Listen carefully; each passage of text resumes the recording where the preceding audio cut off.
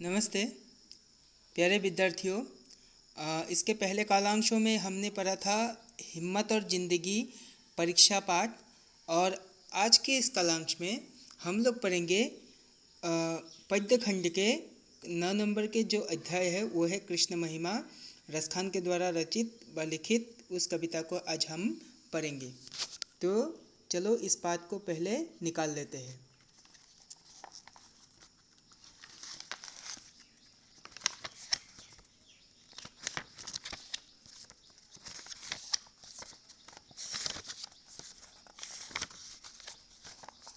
ये रहा,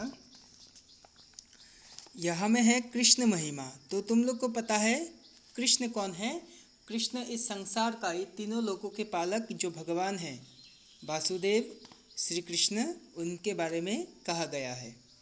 तो कृष्ण की महिमा यानी उनकी रूपरेख, उनकी कर्म कृति, सबके बारे में इस कविता में बताया जाएगा।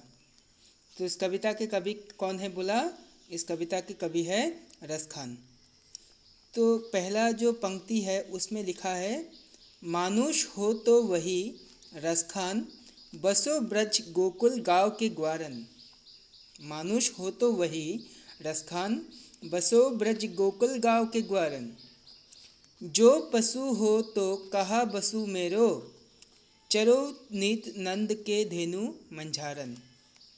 पाहन हो तो वही गिरी को, जो धरयो कर छत्र पुरंदर धारन।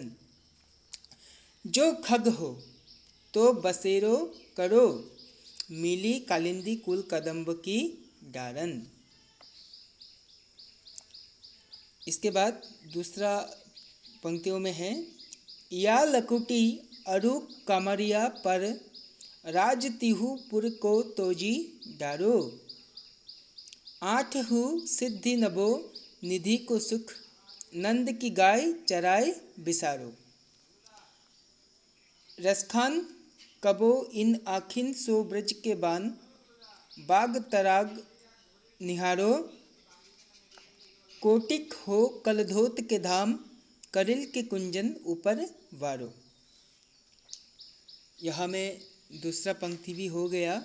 इसके जो सारांश है वो हम बाद में डिस्कस करेंगे, इससे पहले इस कविता को कंप्लीट कर देते। 3 नंबर पंक्तियों में है, धूरी भरे अति शोभित श्यामजू, ऐसी बनी सिर सुंदर चोटी। खेलत खात फिर अंगना, पग पैंजनी बांजती पीरे कछोटी। वा छवि को रसखानी बिलोकत, भारत काम कलानिधि कोटि। काग के भाग कहा कहिए, हरि हाथ सो ले गया माखन रोटी। 4 नंबर पंक्तियाँ, मोर पखा सिर ऊपर राखी हो, गूंज की माल गरे पहरागी। ओरी पितंबर ले लकुटी बन, गोधन ग्वारनी संग फिरोंगी। भाव तो बोही मेरे रसखानी, सो तेरे कहो कहे सब स्वाग भरोगी। या मुरली मुरलीधर के अधरान धरी, अधरा ना धरोगी। और नहीं है, 4 ही पंक्तियाँ थे। तो कृष्ण महिमा की इस पाठ को हम लोग बाद में समझेंगे। तो यहाँ में क्या लिखा है, पहले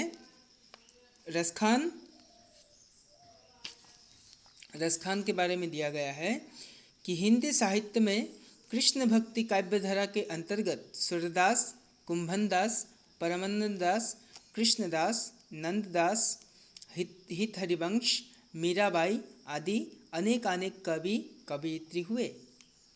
उनमें अनन्य कृष्ण भक्त मुसलमान कवि रसखान जी का स्थान अन्यतम है। यानी रसखान जी किस धर्म के थे?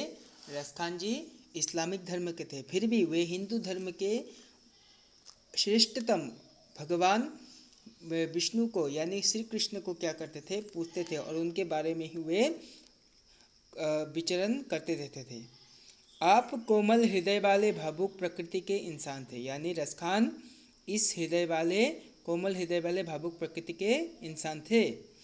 इसलिए दिल्ली के बादशाह वंश में जन्म लेते हुए भी उन्होंने अपने को राज्य लिप्सा और राजवंश के अभिमान से दूर रखा। प्रसिद्ध है कि वे श्रीमद्भागवत का फारसी अनुवाद पढ़कर गोपियों के कृष्ण प्रेम से अभिभूत हुए थे और अपने को भी श्री कृष्ण की भक्ति में निमज्जित कर दिया था। तो मद्भागवत को किस भाषा में वो किया गया था? फारसी भाषा में। ऐसे तो श्रीमद्भागवत का बहुत सी भाषाओं में ट्रांसफॉर्म किया है। कबीर खान, जो कि जन्म समय, शिक्षा दीक्षा, आजीविका, निधन काल आदि बातों को लेकर विद्वानों में आज भी मतभेद बना हुआ है। कहा जाता है कि 1533 के आसपास आपका जन्म हुआ था और 1618 के आसपास आपकी मृत्यु हुई थी। प्रसिद्ध है कि गोकुल में अपने गोस्वामी विट्ठलनाथ जी से भक्ति की दीक्षा ग्रहण की। तो यहाँ में और एक जरूरी बात है, कबीर खान ने किससे दीक्षा ली थी?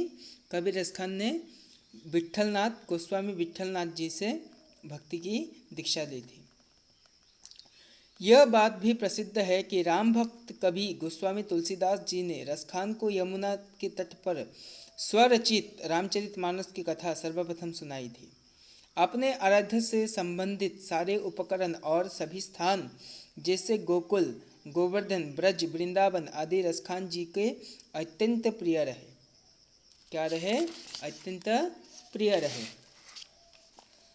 प्रेम भक्ति की कवि रसखान की 4 रचनाएं प्रामाणिक मानी जाती है: सुजान रसखान, प्रेम वाटिका, दान लीला और अष्टयाम। इन सबको याद रख लेना। आपकी काव्य भाषा साहित्यिक ब्रज है, जिसमें सहजता, मधुरता और सरसता सर्वत्र विराजमान है। आपने दोहा, कवित्व और सबया छंदों का ही अधिक प्रयोग किया है। तो क्या क्या छंद का प्रयोग किया है, याद रखना। भावुक हृदय से बनी उनकी रचनाओं में भक्ति रस, प्रेम रस और काव्य रस तीनों भरपूर विद्यमान है। अतः कवि का नाम रसखान, रस की खान पूर्णतः सार्थक बन पड़ा है। यानी रसखान नाम के पीछे भी उनका क्या है? एक बहुत बड़ा रहस्य है। ठीक है विद्यार्थियों, आज के कलांश में हम लोग इतना ही पढ़ेंगे। बाकी कृष्ण महिमा के जो सारांश है उसको बाद में पढ़ेंगे और इस विषय को भी बाद में क्या करेंगे, इस विषय को बाद में डिस्कस कर लेंगे। तो आज के लिए बस इतना ही। नमस्ते।